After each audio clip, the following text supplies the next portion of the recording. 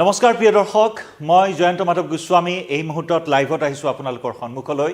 এটা বিশেষ খবৰ এইখিনি মুহূৰ্তত লৈ আহিছো এক বিৰল মহাজাগতিক পৰিঘটনা এই মহাজাগতিক পৰিঘটনাৰ সাক্ষী হ'বলৈ গৈ আছে আপুনিও অতি শীঘ্ৰেই আপুনি এই বিৰল মহাজাগতিক পৰিঘটনাৰ সাক্ষী হ'ব আৰু এই বিৰল মহাজাগতিক পৰিঘটনাই আপোনাৰ জীৱনতো কিবা প্ৰভাৱ পেলাব নেকি আপোনাৰ গ্ৰহগতিত কিবা প্ৰভাৱ পেলাব নেকি যদি প্ৰভাৱ পেলাই সেই প্ৰভাৱ কেনেকুৱা ধৰণৰ হ'ব সকলোখিনি কথাই আমি আপোনালোকক জনাম আৰু যাৰ বাবে এই বিশেষ লাইভত মই লৈ আহিছো এই বিশেষ বিষয়টো যি বিষয় হৈছে 23 এপ্ৰিলত গুলপীয়া হ'ব জোন হয় 23 এপ্ৰিলত পূৰ্ণিমা হ'ব আৰু এই পূৰ্ণিমাত যিটো চন্দ্ৰ আপুনি দেখিবলৈ পাব সম্পূৰ্ণ উজ্জ্বল ৰূপত গুলপীয়া ৰূপত চন্দ্ৰমাক আপুনি প্ৰত্যক্ষ কৰিব নিচেই ওচৰৰ পৰা হয় পিংক সুপাৰমুন অহা 23 এপ্ৰিলত এই বিৰল মহাজাগতিক পৰিঘটনা অহা 8 এপ্ৰিলত পূৰ্ণগ্ৰাস সূৰ্যগ্ৰহণ সমগ্ৰ বিশ্বজুৰি পূৰ্ণগ্ৰাস সূৰ্যগ্ৰহণ আছে আৰু তাৰ পিছতে 23 এপ্ৰিলত এই বিশেষ মহাজাগতিক পৰিঘটনাৰ সাক্ষী হ'বলৈ গৈ আছে আপুনি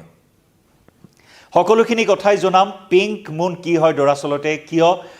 এপ্ৰিল মাহৰ এই পূৰ্ণিমাক পিংক মুন নামেৰে নামকৰণ কৰা হৈছে সকলোখিনি কথাই আপোনালোকক জনাম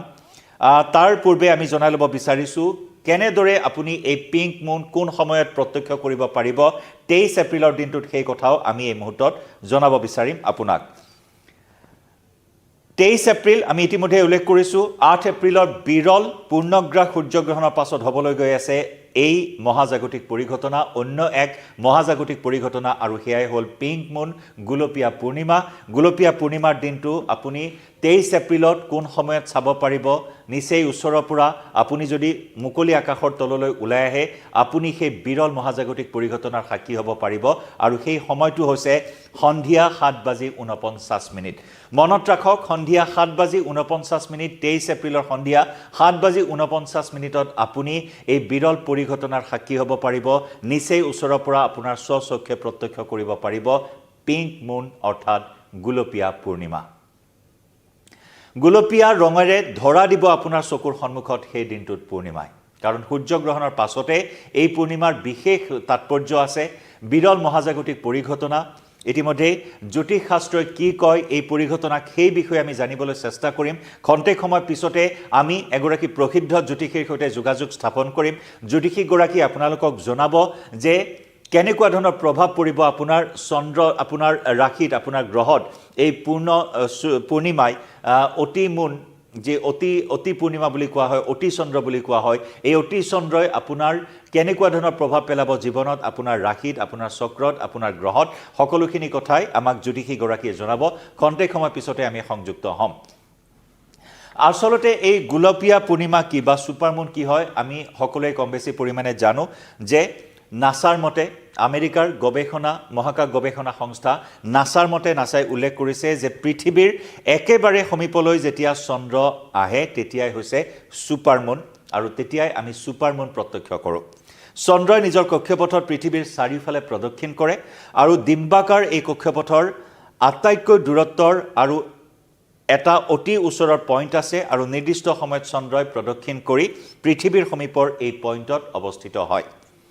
আৰু যাক আমি পিংক ৰঙত গুলপীয়া ৰঙত আমি 23 এপ্ৰিলৰ দিনটোত এইবাৰ দেখিবলৈ পাম চন্দ্ৰৰ কক্ষপথৰ আটাইতকৈ দূৰত্বৰ পইণ্টটোক এপজি বুলি কোৱা হয় দুটা পইণ্টৰ কথা নাসা ইতিমধ্যে উল্লেখ কৰিছে তাৰে আটাইতকৈ দূৰত্বৰ পইণ্টক এপজি বুলি কোৱা হয় আৰু পৃথিৱীৰ পৰা এয়া প্ৰায় 4,05,500 কিলোমিটাৰ গড় দূৰত্বত অৱস্থিত আৰু আনহাতে আটাইতকৈ ওচৰৰ আৰু আটাইতকৈ সমীপৰ যেটো পইণ্ট আছে পেৰিগ্ৰীৰ পৃথিৱীৰ গড় দূৰত্ব হৈছে 3,63,300 কিলোমিটাৰ যেতিয়া চন্দ্ৰ পেৰিগ্ৰীত আহি উপনীত হয় তেতিয়া সদায় দেখি থকা চন্দ্ৰতকৈ ই কিছু ডাঙৰ আকৃতিত আমি তাক দেখিবলৈ পাওঁ ডাঙৰ সমান্তৰালকৈ আটাইতকৈ উজ্জ্বলতম আটাইতকৈ প্ৰজ্বলতম আৰু আটাইতকৈ ডাঙৰ যে দেখিবলৈ পোৱা হয় তাকেই আমি সুপাৰমুন বুলি কওঁ এয়া যে বিৰল পৰিঘটনা হ'বলৈ গৈ আছে মহাজাগতিক পৰিঘটনা 23 এপ্ৰিলৰ দিনটোত এনেকুৱা ৰূপতে আপুনি দেখিবলৈ পাব চন্দ্ৰমাক অৰ্থাৎ আটাইতকৈ ওচৰৰ পইণ্টটোৰ পৰা দেখিবলৈ পোৱা যাব চন্দ্ৰমাক পেৰিগ্ৰীৰ আমি পুনৰ জনাইছোঁ আটাইতকৈ সমীপৰ পইণ্ট পেৰিগ্ৰীৰ পৃথিৱীৰ পৰা গড় দূৰত্ব হৈছে 3,63,300 কিলোমিটাৰ আৰু চন্দ্ৰ যেতিয়া পেৰিগ্ৰীত আহি উপনীত হয় আটাইতকৈ ওচৰৰ বিন্দুত যেতিয়া উপনীত হয় পইণ্টটোত উপনীত হয় তেতিয়াহ'লে সদায় দেখি থকা চন্দ্ৰতকৈ আমি তাক ডাঙৰ আকৃতিত দেখিবলৈ পাওঁ কিছু উজ্জ্বল আৰু ডাঙৰ যেন আমি দেখিবলৈ পাওঁ এতিয়া আহিছোঁ পিংক মুন কিয় নাম দিয়া হ'ল এপ্ৰিল মাহৰ এই বিশেষ পূৰ্ণিমাটোক নৰ্থ আমেৰিকা উত্তৰ আমেৰিকাত বসন্তৰ আগমনৰ লগে লগে এবিধ বনৰীয়া ফুল ফুলে আৰু সেই বনৰীয়া ফুলবিধৰ নাম হৈছে মছ পিংক পুনৰ জনাইছোঁ উত্তৰ আমেৰিকাত অতীজৰে পৰা পৰম্পৰাগতভাৱে এপ্ৰিল মাহৰ এই পূৰ্ণিমাক পিংক মুন নামেৰে নামাকৰণ কৰা হয় গোলপীয়া পূৰ্ণিমা নামেৰে অভিহিত কৰা হৈছে উত্তৰ আমেৰিকাৰ সৈতে তাৰ সংযোগ আছে উত্তৰ আমেৰিকাত এই সময়ছোৱাত অৰ্থাৎ বসন্তৰ বতৰা লৈ আহে এই বনৰীয়া ফুলবিধে যাৰ নাম হৈছে মছ পিংক ফুলে সমগ্ৰ উত্তৰ আমেৰিকাই যেন গোলপীয়া বৰণ ধাৰণ কৰে এই সময়ছোৱাত বসন্তৰ আগমনৰ লগে লগে সমগ্ৰ উত্তৰ আমেৰিকাত এইবিধ বনৰীয়া ফুল ফুলি এক অনন্য ৰূপ ধাৰণ কৰে গোলপীয়া বৰণ সমগ্ৰ আমেৰিকাই যেন গোলপীয়া সাজ পৰিধান কৰে আৰু তাৰে লগত সংগতি ৰাখি এপ্ৰিল মাহৰ বসন্তৰ বতৰা লৈ অহা এপ্ৰিল মাহৰ এই পূৰ্ণিমাক পিংক মুন নামেৰে নামাকৰণ কৰা হৈছে বা অভিহিত কৰা হৈছে এতিয়া আহিছোঁ মূল বিষয়সমূহৰ মাজলৈ যে এই পিংক মুনে অৰ্থাৎ গোলপীয়া পূৰ্ণিমাই 23 এপ্ৰিলত হ'বলগীয়া এই বিৰল মহাজাগতিক পৰিঘটনাই আচলতে আপোনাৰ ৰাশি চক্ৰত আপোনাৰ গ্ৰহত কেনেকুৱা ধৰণৰ প্ৰভাৱ পেলাব আমি ইতিমধ্যে আপোনাক জনাইছিলোঁ যে ইয়াৰ প্ৰভাৱ কেনেকুৱা ধৰণৰ হ'ব আমি এগৰাকী জ্যোতিষীৰ সৈতে যোগাযোগ স্থাপন কৰিবলৈ চেষ্টা কৰিম জ্যোতিষীগৰাকী আমাক জনাব 23 এপ্ৰিলৰ বিৰল মহাজাগতিক পৰিঘটনাৰ প্ৰভাৱ আপোনাৰ জীৱনত কেনেদৰে পৰিব আপোনাৰ সম্পৰ্কত কেনেদৰে পৰিব আপোনাৰ পৰিয়ালৰ মাজৰ সম্পৰ্ক আপুনি ভাল পোৱাজনৰ লগত আপোনাৰ সম্পৰ্ক তাত কিবা প্ৰভাৱ পৰিব নেকি সেইখিনি কথা আমি এই মুহূৰ্তত জানিবলৈ চেষ্টা কৰিম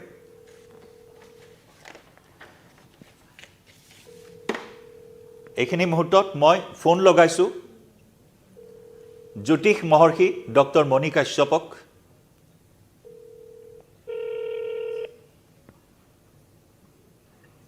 হয় ডক্টৰ মণি কাশ্যপ আপোনাক স্বাগতম জনাইছোঁ মই নিউজ 18 অসম নৰ্থ ইষ্টৰ পৰা ফোন কৰিছোঁ আপোনাক হয় ধন্যবাদ হয় ডাঙৰীয়া মই এটা বিষয়ৰ ওপৰত এই মুহূৰ্তত আমি দৰ্শকসকলক জনাই আছোঁ আমাৰ ডিজিটেল লাইভৰ জৰিয়তে অহা 23 এপ্ৰিলত পিংক মুন অৰ্থাৎ গোলপীয়া পূৰ্ণিমা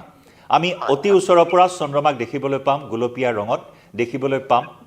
যে নেকি উত্তৰ আমেৰিকাৰ এবিধ ফুলৰ সৈতে এই পূৰ্ণিমাক গোলপীয়া পূৰ্ণিমা বুলি নামাকৰণ কৰা হৈছে বা পিংক মুন বুলি আমি কওঁ গতিকে এই যি পৰিঘটনা বিৰল মহাজাগতিক পৰিঘটনা তাৰ পূৰ্বে 8 এপ্ৰিলত পূৰ্ণগ্ৰাস সূৰ্যগ্ৰহণ আছে তাৰপিছত এই পূৰ্ণিমা আছে 23 এপ্ৰিলত সন্ধিয়া 7:49 আমি উজ্জ্বলতম বিন্দুত যেতিয়া চন্দ্ৰমা উপনীত হ'ব তেতিয়া আমি এই পূৰ্ণিমা পিংক মুন দেখিবলৈ পাম এতিয়া কথা হ'ল ইয়াৰ প্ৰভাৱ এতিয়া কেনেদৰে পৰিব মানৱ জীৱনৰ ওপৰত গ্ৰহসমূহৰ কেনেকুৱা ধৰণৰ সালসলনি হ'ব পাৰে বা কোন ৰাশিত কেনেকুৱা ধৰণৰ প্ৰভাৱ পৰিব পাৰে সেইখিনি কথা যদি আপুনি আমাক কিছু জনাই দিয়ে আমাৰ দৰ্শকসকলক উদ্দেশ্যে নিশ্চয় খুব সুন্দৰ কথা মই সমূহ দৰ্শকৰ জ্ঞাতাৰ্থে এইটো কথা জনাওঁ যে আমাৰ ভাৰতীয় সংস্কৃতিত এইটো যি পূৰ্ণিমা হয় ইয়াক চৈত্ৰ পূৰ্ণিমা বুলি কোৱা হয় কাৰণ নৱবৰ্ষৰ আৰম্ভণি হয় এই পূৰ্ণিমাতে আৰু পবিত্ৰ হনুমান জয়ন্তীৰ দিন পৰিছে এইটো দিনটোতে পালন কৰা হয় আৰু আমাৰ হিন্দু নৱবৰ্ষ যিটো হয় হিন্দু বৈদিক নৱবৰ্ষৰ প্ৰাৰম্ভণি দিন বুলি কোৱা হয় প্ৰথম দিনটো এইটো আৰু আমি পিংক মুন বুলি যিটো ক'লো এইটো কোৱা হয় আচলতে এইটো সময়ত ঋতু পৰিৱৰ্তন হয় ফুল বিভিন্ন ধৰণৰ ফুল ফুলিব ধৰে বতৰ বসন্ত আহে আৰু এইকাৰণে ইয়াক পিংক মুন নাম দিয়া হৈছিল কাৰণ অলপ জগতখন দেখিবলৈ মানে সুন্দৰ হৈ পৰে ধুনীয়া হৈ পৰে এতিয়া আমি যদি যে আমাৰ মানৱ জীৱনত ইয়াৰ তাৎপৰ্য কি আছে বা এষ্ট্ৰলজিকেলি ইয়াৰ ইম্পৰ্টেঞ্চটো কি আছে এইখিনি কথা ক'বলৈ যোৱাৰ আগত প্ৰথম কথা হ'ল চন্দ্ৰ হ'ল মানুহৰ মনৰ কাৰক গ্ৰহ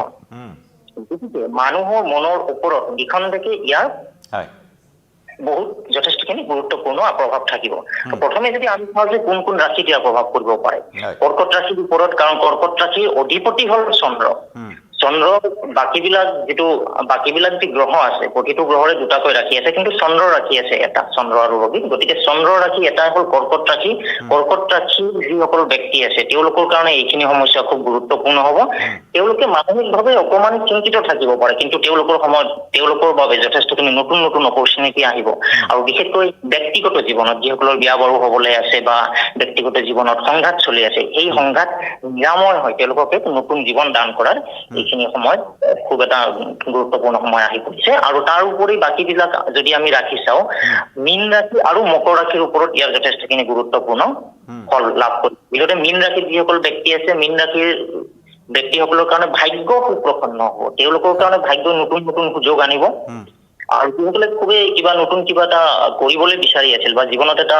পৰিৱৰ্তন বিচাৰি আছিল যে একঘেয়ামী জীৱনত তেওঁলোক বৰ হৈ গৈছে ফ্ৰাষ্ট্ৰেটেড হৈ আছিলে হতাশাগ্ৰস্ত হৈ আছিলে তেওঁলোকৰ কাৰণে হতাশ গৈ পেলাই নতুন এটা জীৱন অহাৰ তেওঁলোকৰ যোগ কৰিছে আৰু মকৰ ৰাশিৰ ব্যক্তিসকলে কিন্তু কিঞ্চিত চিন্তিত থাকিব লাগিব তেওঁলোকৰ কাৰণে ধন খৰচ মানে আৰ্থিক দিশত তেওঁলোকে অকমান সতৰ্কতা হোৱাটো দৰকাৰ তেওঁলোকে বিশেষকৈ যিবিলাকত ইনভেষ্টমেণ্ট কৰিব ইনভেষ্টমেণ্টত যদিহে অকমান সতৰ্ক নহয় তেতিয়াহ'লে তেওঁলোকৰ ধন নাখৰ যোগ দেখা যায় মকৰ ৰাশিৰ ব্যক্তিসকলৰ কাৰণে গতিকে ৰাশি হিচাপত এইখিনিয়ে কথা আৰু এইখিনিতে মই আৰু এটা কথা কৈ দিওঁ যে যিকোনো ফুল মুন বুলি আমি ক'লে প্ৰত্যেকটো ফুল মুনতে যদি আমি ধ্যান কৰিব পাৰো ফুল মুন মেডিটেশ্যন বুলি কোৱা হয় তেতিয়াহ'লে আমাৰ যিটো নিগেটিভিটি খিনি আছে আমাৰ নিগেটিভিটি খিনি আঁতৰি গৈ পেলাই আমাৰ মানসিক শান্তি আমি লাভ কৰিব পৰা আৰু উন্নতি লাভ কৰিব পৰা যোগাযোগ আহে আৰু বিশেষকৈ এইটো যিটো কোৱা হৈছে পিংক মুন বুলি আৰু যিহেতু উজ্জ্বলতম সময়খিনি আহিব আপুনি কৈছে অলৰেডি তাৰ ভিতৰতো মই এটা স্পেচিফিক টাইম পিৰিয়ড এটা কৈ দিছো 7:50 সময়টোতো থাকিলে এইখিনি আটাইতকৈ উজ্জ্বলতম সময় কিন্তু সেই দিনাখন 23 এপ্ৰিলৰ দিনাখন মুন ৰাইজ আমি যেনেকৈ সূৰ্য উদয়ৰ কথা কওঁ চন্দ্ৰ উদয় হয় কিন্তু আমি হয়তো বহুতে দেখা নাপাওঁ চন্দ্ৰ উদয়ৰ সময় হৈছে গুৱাহাটীত বা অসমত আমাৰ 5:22 সন্ধিয়া 5:22 সূৰ্য উদয় হ'ব আৰু চন্দ্ৰ উদয় হ'ব গতিকে 5:22 পৰাই আমি যিটো চন্দ্ৰৰ যিখিনি ফলাফল লাভ কৰিব পাৰো সেইখিনি সময় আৰম্ভ হৈ যাব আপোনালোকে সেইখিনি সময়ত স্নান কৰিব পাৰে ধ্যান কৰিব পাৰে দান কৰিব পাৰে তেতিয়াহ'লে তাৰ সুফল লাভ কৰিব আৰু তাৰ ভিতৰত ৰাতি 10:32 তাৰা বল আছে তাৰা বল মানে নক্ষত্ৰ বল বুলি কোৱা হয় আচলতে চৈত্ৰ নক্ষত্ৰ 10:32 আছে ৰাতি গতিকে সেইখিনি সময়ত তাৰা বল থাকিব পূৰ্ণিমা থাকিব তাৰা বল থাকিব গতিকে 5:22 পৰা 10:32 সময়লৈকে এইখিনি সময়ছোৱা খুবেই মানে শুভ সময় বুলি মই কৈছো গতিকে এইখিনি সময় আপুনি স্নান ধ্যান আৰু দান জপ যদিহে কৰে তেতিয়াহ'লে তাৰ ফলাফলটো বহু গুণে বৃদ্ধি হ'ব আপোনালোকৰ নিজৰ মনত যিটো অভিষ্ট আছে মনৰ ভিতৰত যিটো উইচ আছে এই উইচখিনি লৈ পেলাই যদি আপোনালোকে ধ্যানত বহে তেতিয়াহ'লে এই উইচ সফল হোৱাৰ যোগ দেখা যায় আপুনি যদি সময়টো আকৌ এবাৰ কৈ দিয়ে আমাৰ দৰ্শকসকলৰ জ্ঞাতাৰ্থে নিশ্চয় মই আকৌ এবাৰ কৈছো সন্ধিয়া 5:22 চন্দ্ৰ উদয় যেহেতু পূৰ্ণিমা তিথিটো চন্দ্ৰৰ লগত জড়িত গতিকে পূৰ্ণিমা তিথিটো আগৰ পৰাই আছে কিন্তু যেতিয়াৰ পৰা সূৰ্য উদয় হ'ব তেতিয়াৰ পৰা আপুনি পূৰ্ণিমা বা আমাৰ পূৰ্ণিমা তিথিৰ সম্পূৰ্ণ ফল আপুনি ভোগ কৰিবলৈ সক্ষম হ'ব গতিকে সন্ধিয়া 5:22 পৰা চন্দ্ৰ উদয়ৰ সময় আৰু ৰাতি 10:32 তাৰা বল থাকিব অৰ্থাৎ নক্ষত্ৰ বল থাকিব এইটো নক্ষত্ৰ শুভ আছে চৈত্ৰ নক্ষত্ৰ এইটো সময়লৈকে আছে গতিকে আবেলি সন্ধিয়া 5:22 পৰা 10:32 ৰাতি এইখিনি সময়ছোৱা অতিকে শুভ সময় আপোনালোকে নিজৰ মনৰ যি অভিষ্ট আছে এই অভিষ্ট জপ কৰি যদি আপোনালোকে শাৰীৰিক ধ্যানো কৰে মানে ফুল মুন মেডিটেশ্যন যদিহে আপোনালোকে কৰে তেতিয়াহ'লে আপোনালোকৰ মনৰ অভিষ্ট 100% নিশ্চিত ৰূপে পূৰণ হ'ব ফুল মুন মেডিটেশ্যন এটা সুন্দৰ আপুনি টিপ আগবঢ়াইছে বহুখিনি জানিবলগীয়া কথা জনালে আমাৰ দৰ্শকসকলক তিনিটা ৰাশিৰ ওপৰত বিশেষভাৱে প্ৰভাৱ পৰিব বুলি ক'লে সেয়া হৈছে কৰ্কট মীন আৰু মকৰ কিবা প্ৰতিকাৰৰ আৰু কিবা উপায় দিব নেকি আপুনি প্ৰতিকাৰৰ মই এইখিনিতে কৈছো যে চন্দ্ৰমাৰ সময় আৰু এইটো যিহেতু খুবেই এটা শক্তিশালী মানে পূৰ্ণিমা তিথি গতিকে চন্দ্ৰ খুব শক্তিশালী অৱস্থাত থাকে গতিকে যিসকলৰ দাঁতৰ বিষ আছে হাড়ৰ বিষ তেওঁলোকে কিন্তু অকণমান কষ্ট পাব পাৰে গতিকে তেওঁলোকে যদিহে দিনৰ ভাগতে হওক বা সন্ধিয়াৰ ভাগতে হওক আপোনালোকে যদি চন্দ্ৰৰ যি দান আছে চন্দ্ৰৰ দান কি মই কৈ দিছো যে চন্দ্ৰৰ দান হ'ল মহিলাক দান কৰিব লাগে চন্দ্ৰদান মহিলাক দান কৰিব লাগে আৰু দান কৰা বস্তুটো হ'ব লাগে আপুনি যদি খাদ্য বস্তু দিয়ে গাখীৰেৰে বনোৱা বস্তু হ'ব লাগে আৰু যদি বস্ত্ৰ দিয়ে তেতিয়াহ'লে বগা বস্ত্ৰ হ'ব লাগে হয় গতিকে মই ভাবো আপোনালোকে গাখীৰেৰে বনোৱা কোনো খাদ্য বস্তু আৰ্ত মহিলা অকমান যিসকল মহিলা অকমান দুখীয়া হওক বা আৰ্থিকভাৱে অভাৱগ্ৰস্ত হয় যিসকল নিধি হয় কাৰণ দানৰ ফলটো তেতিয়াহে আহে যেতিয়া নিধি মানুহক আমি দিওঁ যাৰ দৰকাৰ আছে তেওঁলোকক যদিহে দিওঁ তেতিয়াহে এই দানৰ ফল আমি ভোগ কৰিব পাৰোঁ গতিকে তেনেকুৱা অভাৱগ্ৰস্ত দুখীয়া মহিলা মানুহ ছোৱালী কিন্তু নহয় যে মহিলা মানুহক দিলে বিবাহিত মহিলাক যেতিয়া দিব তেতিয়াহ'লে তাৰ ফলাফলটো আৰু বহু গুণে বৃদ্ধি পাই যায় তেওঁলোকক আপুনি দান দিয়ক বস্ত্ৰ দান দিব পাৰে আপোনাৰ বহুতো মানুহৰ ঘৰত এতিয়া আমাৰ কাম কৰা মানুহ আহে নহয় কাম কৰা মহিলা আহে তেওঁলোককো আপুনি এটলিষ্ট এইটো দিনত মানে বাকী দিনততো মৰম কৰিবই লাগে নিশ্চয় বেলেগ কথা আজিৰ দিনটোত যদি তেওঁলোকক আপুনি এটা উপহাৰ এটা প্ৰদান কৰে খোৱা বস্তু ভালদৰে আৰু আটাইতকৈ ভাল হ'ল যদি পায়স খুৱাই দিব পাৰে মিঠা বস্তু হয় বা গাখীৰেৰে বনোৱা কিবা মিঠাই আনি পেলাইও আপুনি খুৱাব পাৰে তেতিয়াহ'লে আপোনাৰ যি গ্ৰহৰ দুখ থাকিব শাৰীৰিক দুখ থাকিব মানসিক যি অশান্তি থাকিব আৰু বহুত মানুহৰ ৰাতি টোপনি নাহে মানসিক চিন্তাত বহুত মানুহ আমি দেখো যে বিভিন্ন ধৰণৰ মানসিক চিন্তাত ৰাতি টোপনি নাহে তেওঁলোকে যদি এই কামটো কৰে তেতিয়াহ'লে তেওঁলোকৰ এই মানসিক কষ্ট বহু লাংখে কমি যাব বহুত কমি যাব আপোনালোকে নিশ্চয়কৈ গম পাব তাৰ ওপৰত আৰু এটা মই এটা সৰু টিপ এটা মই দি দিছো যিটো শাৰীৰিক মই মানে ধ্যানৰ কথাটো ক'লো ফুল মুন মেডিটেশ্যনত কি হয় আমাৰ মনৰ মাজত যিখিনি অভিষ্ট থাকে এই অভিষ্টটো লৈ পেলাই যদি আমি ফুল মুন আমাৰ ধুনীয়া এটা জেগা য'ত চন্দ্ৰৰ পোহৰটো আচলতে পৰে সেই পোহৰলৈ যদি আমি চন্দ্ৰক মানে ধ্যানটো কৰোঁ তেতিয়াহ'লে এই চন্দ্ৰৰ যি পজিটিভ এনাৰ্জি আছে পজিটিভ এনাৰ্জি আমাৰ আহিব আৰু মনত আৰু নিগেটিভ এনাৰ্জিটো এইটো ওলাই দিব আৰু তাৰপিছত যদি আমি সুন্দৰকৈ এটা স্নান কৰোঁ অলপ হালকা গৰম পানীৰে যদি কৰোঁ তেতিয়াহ'লে আৰু ভাল আৰু স্নান কৰি উঠি পেলাই যদি আমি সুন্দৰ শুভ্ৰ মানে বগা বস্ত্ৰ যদি পৰিধান কৰি খুব অকমান শান্তিৰে যদি তাৰ শুবলৈ যাওঁ বা ধুনীয়াকে আমি যদি বহো অকমান তেতিয়াহ'লে তাৰ সুফলটো আমি ধৰি ৰাখিবলৈ সক্ষম হ'ম মই ভাবো আশা কৰোঁ দৰ্শকসকলে নিশ্চয়কৈ উপকৃত হ'ব নিশ্চয় বহুত উপকৃত হ'ব আৰু আপোনাৰ ব্যস্ততাপূৰ্ণ সময়ৰ পৰা এইখিনি টিপ আগবঢ়ালে এইখিনি উপায় আগবঢ়ালে বা আপুনি পৰামৰ্শ আগবঢ়ালে নিশ্চয় উপকৃত হ'ব এইখিনি সকলোৱে অৱলম্বন কৰিব যিসকল দৰ্শকে এই মুহূৰ্তত লাইভত আছে আমাৰ সৈতে অশেষ ধন্যবাদ মণি কাশ্যপ ডাঙৰীয়া ডক্টৰ মণি কাশ্যপ ডাঙৰীয়া আপুনি এইখিনি সময় দিয়াৰ বাবে আপোনাক অশেষ ধন্যবাদ এয়া আছিল ডক্টৰ